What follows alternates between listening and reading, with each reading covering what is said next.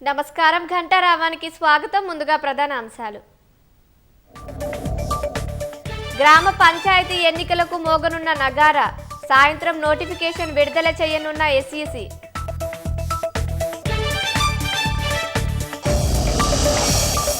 సచివాలయంలో కొనసాగుతున్న మంత్రిమండలి సమావేశం, విద్యుత్ సహా పలు అంశాలపై మంత్రుల సమాలోచన.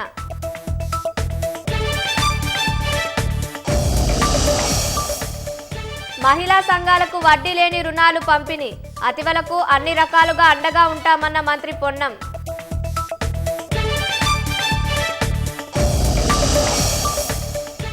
అయోధ్యలో వైభవంగా రామాలయం ధ్వజారోహణం, భారతీయ సాంస్కృతిక పునర్వికాసానికి చిహ్నమన్న మోదీ.